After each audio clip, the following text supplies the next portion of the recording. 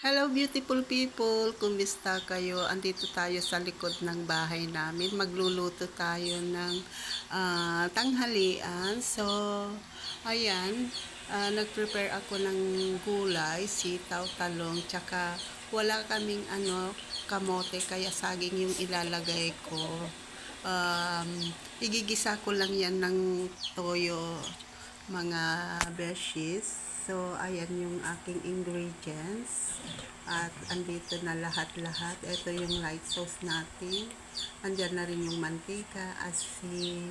And then, may tira kaming tapak kagabi. So, isasahog natin yan. And then, so, yan. Ayan na yung banga. Diyan ako magluluto para masarap. At magluto tayo sa kahoy. Ayan, nakaluto na ako ng kanin. Maaga kasi akong nagluto. Kaya, ayan. Ulam na lang ang ating lulutuin.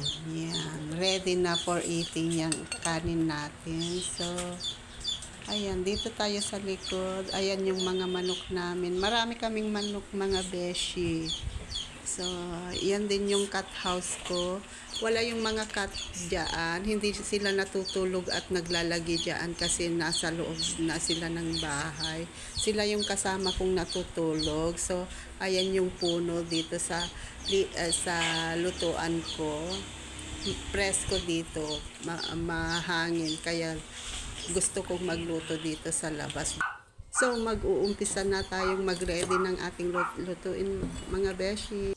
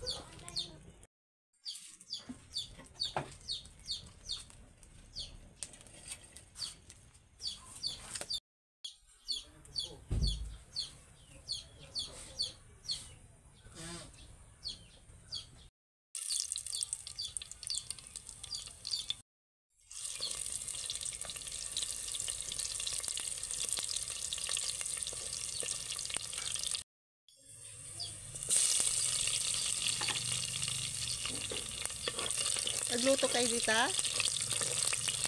Ano iluto yun? Ate ini di manteca.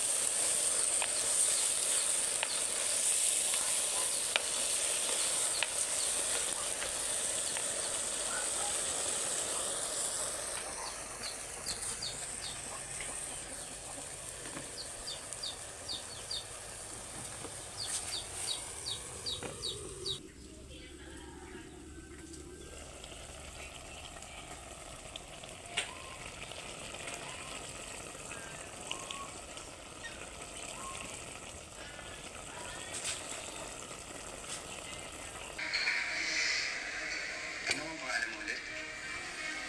Hindi ko kasi nakuha ng huling beses ito na paniginipan eh. Lisel. Lisel. Ako nga pala si Michael.